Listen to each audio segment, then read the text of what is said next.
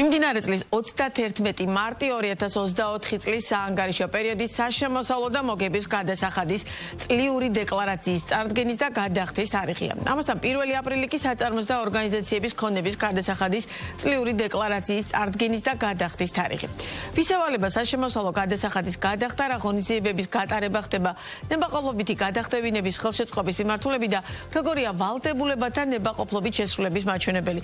დღევანდელი ჩვენი საუბრის მთავარი თემა შემოსავლების ამსახურისა და ბიზნეს პარტნიერის ერთობლივი რუბრიკის პარგლებში სწორედ ეს გახლავდა. ჩვენი სტუმრები არიან ლევან გებუაძე, შემოსავლების ამსახურის მეთოდოლოგიის დეპარტამენტის უფროსი და იონა კიზირია, საგადასახადო ადმინისტრების მეთოდოლოგიის სამმართველოს უფროსი. მოგესალმებით, ძალიან დიდი მადლობა გადაცემაში სტუმრობისთვის. იმდენჯერ გითხარით წინა სტუმრობებისას, რომ მომდენო შეხვედრა აუცილებლად გვექნება ახალ შენობას და ახალ სტუდიაში თქო რომ ეს დღეს დადგა და დღეს მე და თქვენ ყოველკვირეული რუბრიკის პარგლებში უკვე ხვდებით საქართველოს პირველი არხის ახალ შენობაში და ბიზნეს პარტნიორისა და ახალ პირველი არხის ახალ სტუდიაში და საუბრობთ ალბათ ერთ-ერთ ყველაზე საინტერესო თემაზე, რომელიც ყოველი 31 მარტისა და 1 აპრილის მოახლოებისთვის არის ხოლმე ერთ-ერთი ესეთი მნიშვნელოვანი პერიოდი. ბატონო ლევან, თქვენი დავიწყებთ. რა ხდება 31 მარტს, რა ხდება 1 აპრილს და მე უკვე თანდათანობით გავშალოთ მთლიანობაში ვის ეხება, რატომ ეხება და შემდგომ. მოგესალმებით კიდევ ერთხელ და მადლობა მოწვევისთვის და რა თქმა უნდა გვიხარია ახალ სტუდიაში თქვენთან სტუმრობა ამ სიახლეებით, რაც უკავშირდება სავადო თარიღთან დაკავშირებით და ვის ეკუთვნის და ვინ უნდა წარმოადგინოს ეს დეკლარაციები. რა თქმა უნდა, პირველ რიგში უნდა აღინიშნოს, როგორც თქვენ ბრძანეთ, ეს არის საშემოსავლო გადასახადის წლიური დეკლარაციის წარდგენის ბოლო სავადო, ანუ 31 მარტი, ასევე საწარმო და ორგანიზაციებისათვის მოგების წლიური და ქონების გადასახადის წლიური დეკლარაციების წარდგენის ბოლო ვადა. ვინ არიან ამ გადასახადების დეკლარაციის წარდგენა ვის ეკუთვნის მოკლედ? ფიზიკური პირი, რომელიც ეწევა სამეწარმეო საქმიანობას, ვალდებულია გასული 2024 წლის შედეგების მიხედვით წარმოადგინოს დეკლარაცია მიღებულ შემოსავლებსა და გაწეულ ხარჯებს შორის სხვაობა, მათი დასაბეგრი შემოსავალი ექვემდებარება საშემოსავლო გადასახადის 20%-ის დეკლარირებას და გადახდას არაუგვიანეს 1 აპრილის ბოლო ვადა არის 31 მარტი. აქვე უნდა ვთქვათ, რომ ფიზიკური პირების განსხვავებული რეჟიმის მქონე სუბიექტები გვყავს, ეს არიან მცირე და მიკრობიზნესის გადასახადის გადამხდელი. მიკრობიზნესის გადასახადის სტატუსის მქონე პირები ვალდებულები არიან წარმოადგინონ 1 აპრილამდე sagადასახადო დეკლარაცია, მიუხედავად იმისა, რომ 30,000 ლარამდე წლიურად, როგორც ცნობილია, მათ საშემოსავლო გადასახადის გადახდა არ ეკუთვნით.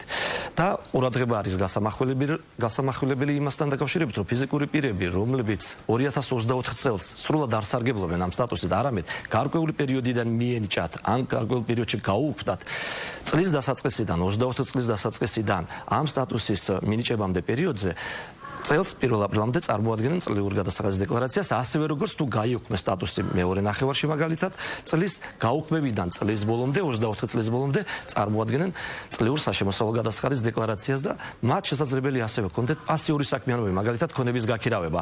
მიუხედავად იმისა, რომ მცირე ბიზნესის სტატუსის მქონე ყოველთვიურ დეკლარირებაზე არის გადასული და იხდის შემოსავლის 1%-ს გაქირავებაზე მას ეკუთვნის წლიური დეკლარაციის წარმოადგენა და შესაბამისი გადასახადის გადახდა. ბატონო, საბოლოო მთლიანობაში რამდენს დავუშვათ ორგანიზაციას, რამდენ სუბიექტის ვალდებულებაა, რომ გადაიხადოს და შეავსოს დეკლარაცია ჯერ?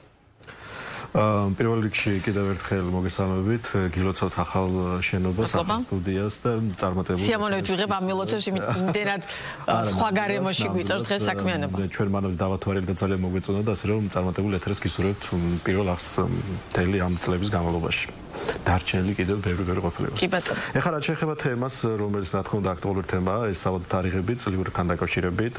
თუ შევხედავთ ჩვენ სტატისტიკას დაახლოებით, ეს არის მოგების გადასახადთან დაკავშირებით დაახლოებით გვაქვს 567, ესე ვთქვათ, ვისგანაც ველოდებით დეკლარირებას. 567? დიახ, მოგების გადასახადი.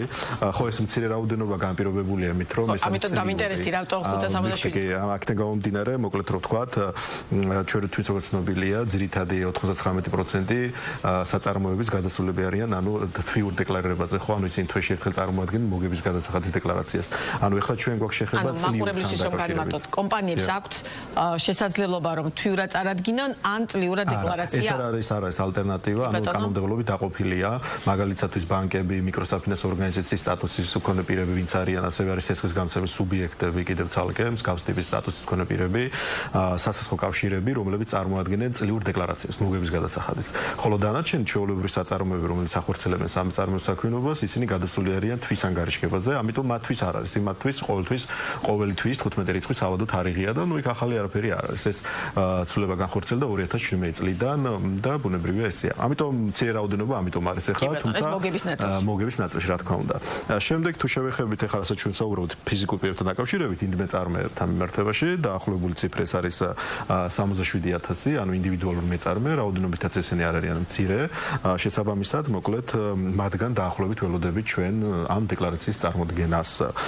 და რაც შეეხება ქონებას, ქონების გადასახადი ამ შემთხვევაში წლიურია, როგორც თქვენ აღნიშნეთ, დაახლოებით 84,000 გადამხდელიდან ველოდებით, ხო?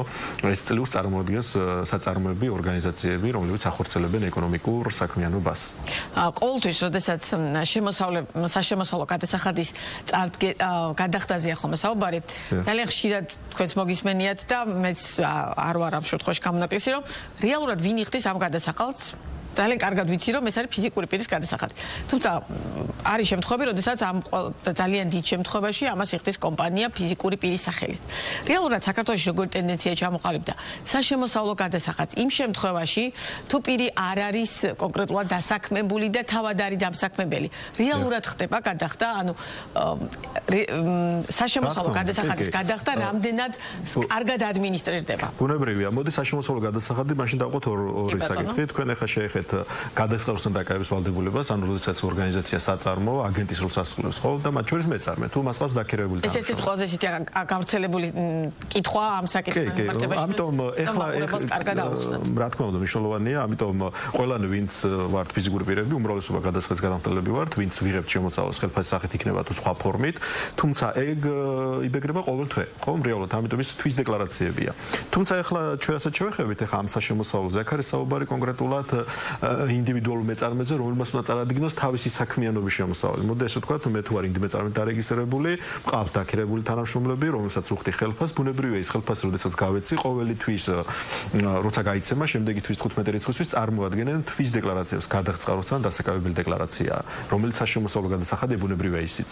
თუმცა ამ შემთხვევაში ჩვენ ახლა ვიზეთ საუბრობთ და ვისთან მიმართაც გვაქვს მოლოდინი წლიურ დეკლარაციებზე, ეს არის მათი წლიური შემოსავალი. ანუ ინდივიდუალურმა, რომელმაც საერთოდ როგორც თქვით, ის დაქირავებულს ბუნებრივია ბეგრავს, მაგრამ მან რომ გამოიმუშავა შემოსავალი, როგორც კომპანია რო ყოფილიყო, ხო, აი ხო, ლევან ერთად სამომდრო ის ქონდა შემოსავალი, ქონდა ხარჯი, მათ შორის ის ხელფასებიც ხომ ისთვის ხარჯი იყო.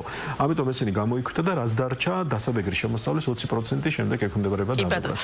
ბატონ ლევან, რეალურად გადასახადის გადამხდელებმა რომ დროულად მოახდინონ დეკლარირება, ამისთვის რა ნაბიჯები დგამთ შემოსავლების სამსახური და რამდენად გაითავისა კერძო სექტორმა რომ დეკლარირება სანამ გადახდამდე მივლენ არის ერთ-ერთი ძალიან მნიშვნელოვანი ნაწილი მათი საქმიანობის. რა თქმა უნდა, შემოსავლების სამსახური აქტუალურ კამპანიას ეწევა პრევენციის მიზნით უგზავნის გადასახადის გადამხდელებს შეტყობინებებს, იქნება ეს SMS სახის შეტყობინები თუ პირად ავტორიზებულ გვერდზე, მოგეხსენებათ ყველა გადასახადის გადამხდელს აქვს პირადი ავტორიზებული გვერდი, მიზნით შეტყობინება მოსწავლოდნელ სავადო თარიღთან დაკავშირებით და ვალდებულებასთან დაკავშირებით.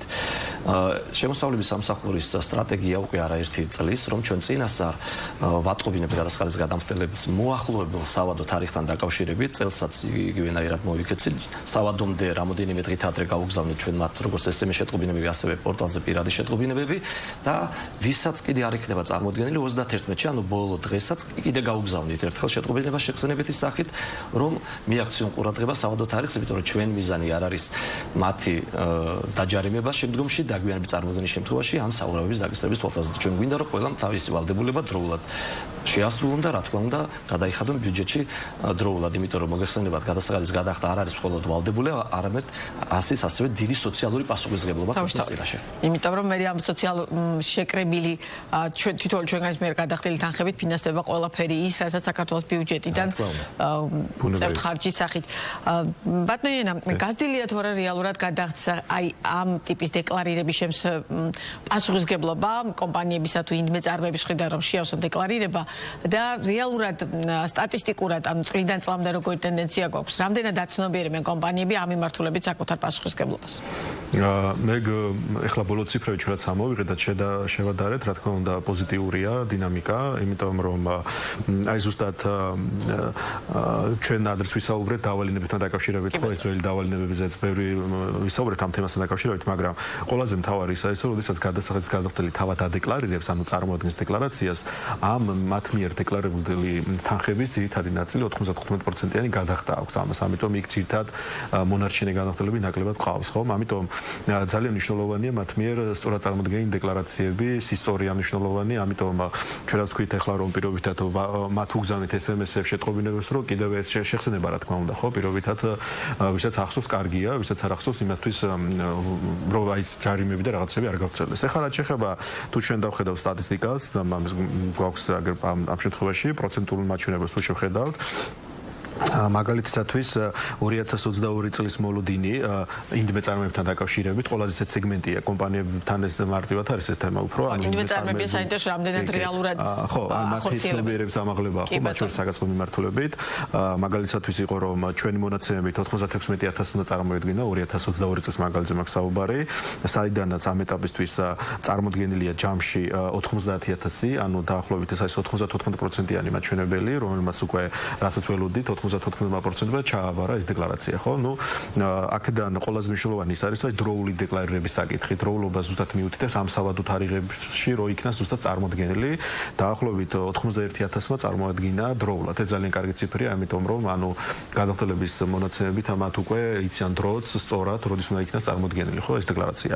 ეხლა რომ შევადაროთ ეს ციფრი 2023 წელს, 2023 წელს გვაქვს 94000-თან დაახლოებით მოლოდინი გადასახადის გადახდელების, ინდმე წარმოებს და აქედან უკვე ზუსტად თითქმის 100%-იანი შესრულება 94000-ია, ანუ ის ვამგვალებ ახლა ციფრებს, აქედან გამომდინარე, სადღაც 200 კაცით ნაკლებმა არ ჩააბარა დეკლარაცია, მაგრამ სტატისტიკური მონაცემებით კი თუ შევადარებთ ეს 100%-იანი ზუსტად ის არის, კი. ეხლა გადავედით უკვე რეალურად გადახდაზე. დეკლარაცია წარმოადგინე, მაგრამ მე უკვე დავიწყე ბუნებრივია ეს თანხა გადასახდელი, ხო?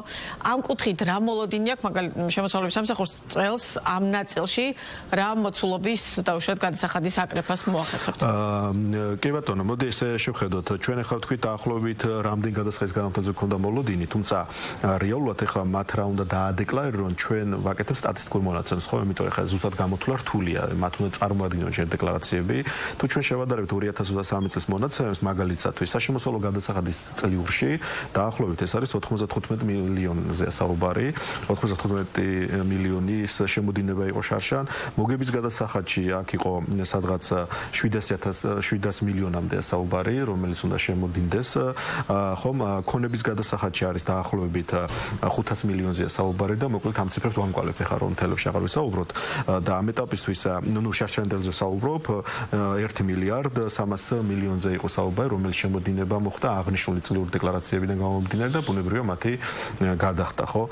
თუ ავიღებ ჩვენ ამ სტატისტიკას, დაახლოებით იგივე ოდენობის მეტი თუ არა, პირობითად გადასახადის შემოდინებას ვფიქრობთ ბიუჯეტში. კი ბატონო.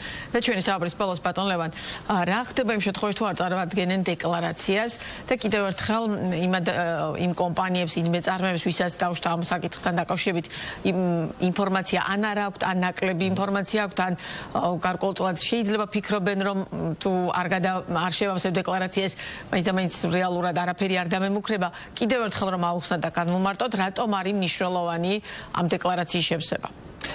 გეთანხმებით, დეკლარაციის შევსება არის მნიშვნელოვანი, იმიტომ რომ შემდგომში აიცილონ დამატებითი საგადასახადო სანქციები დაგვიანებით წარმოდგენისათვის, რომელიც კანონმდებლობის მიხედვით ვიცით, რომ თუ დაგვიანებულ თვეთა რაოდენობა ორ თვემდეა, ჯარიმდება 5%-ის ოდენობით გადასახდელი თანხის, ხოლო თუ აღემატება ორ თვეს 10%-ის ოდენობით. ასევე თუ დროულად არ იხდიან გადასახადს, საურავები ეკისრებათ 0.5%-ის ოდენობით ყოველ გადაცილებულ დღეზე. და ის პრევენციასაც ჩვენ ვახორციელებთ და ჩვენ გვიხარია, რომ წლიდან წლამდე როგორც იონამ თქვა სტატისტიკური მონაცემები მოიყვანა 22-23 წლების, ჩვენ თვით დეკლარირება, დროული დეკლარირება და დროული გადახდის მაჩვენებელი გვაქვს ძალიან მაღალ დონებზე. 23 წელს 92% იყო დროული დეკლარირება და შესაბამისად გადასახადების გადახდა მობილიზება ბიუჯეტში და ჩვენ გვიხარია რომ ჩვენ ასეთ აქტიურ კამპანიას გამაფრთხილებელ პრევენციის ღონისძიებებს აქვს ესეთი შედეგი და წელსაც ველოდებით ჩვენ მეტობით ველოდებით რა თქმა უნდა გასულ წელთან შედარებით დაახლოებით 7-8%-ის ოდენობით როგორც რაოდენობრივად ასევე თანხობრივ მონაცემები მატებას და გვინდა კიდევ ერთხელ ურჩიოთ ყველას რომ ყურადღების გარეშე არ დატოვონ ჩვენი SMS შეტყობინებები და პორტალზე მიღებული შეტყობინებები, იმიტომ რომ ჩვენ შემდგომში სავადოს თარიღის შემდეგ, რა თქმა უნდა, გადავხედავთ თუ ვინმეს არ აქვს წარმოდგენილი დეკლარაცია და გვექნება შესაბამისი ღონისძიებები, რაც საგადასახადო კანონმდებლობით არის გათვალისწინებული, რომ წარმოადგენინოთ თან წარმოდგენილ დეკლარაციებში გადავხედავთ სისტორის, რამდენად სწორად აქვს წარმოდგენილი და ამაზე გვექნება რეაგირება და ბოლოში მინდა კიდევ უთხრა კიდევ ერთხელ, ვისაც დახმარება სჭირდება, ის იქნება მეწარმე ფიზიკური პირის შევსების ნაწილში. შეუძლია ისარგებლონ ჩვენი სერვის ცენტრების მეშვეობით მიიღონ ადგილზე განმარტებები, ასევე ონლაინ შეუძლიათ სატელეფონო ცხელი ხაზის სერვისით, ონლაინ ჩატის სერვისით, ვებგვერდზე გვიდევს განმარტებები, ვიდეო ინსტრუქციები, ბროშურები, ვის ეკუთვნის, როდის ეკუთვნის, როგორ ივსება დეკლარაცია. როგორც მოგეხსენება, ძალიან მარტივად ხდება ელექტრონულად დეკლარირებაც, გადახდაც, გადამხდელს არ სჭირდება ვიზიტი, მაგრამ ჩვენ ამ ვიზიტისაც მზად ვართ და დავხდებით თუ ვინმე მოვა ჩვენ სერვის ცენტრებში, მივცემთ ამომწურავ ინფორმაციას თუ ვის ეკუთვნის დეკლარირება, რაოდენობით და როგორ უნდა მოახდინოს შემდგომში ეს დეკლარირება. ძალიან დიდი მადლობა სტუმრობისთვის და ბუნებრივია შემოსავლების სამსახურსა და ბიზნეს პარტნიორის თანამშრომლობა გრძელდება და მომდევნო კვირაშიც უკვე სხვა თემებზე მოგვიწევს საუბარი. ძალიან დიდი მადლობა ლევან გებუაძე, იონა კიზირია იყვნენ ბიზნეს პარტნიორის პირდაპირ ეთერის სტუმრები.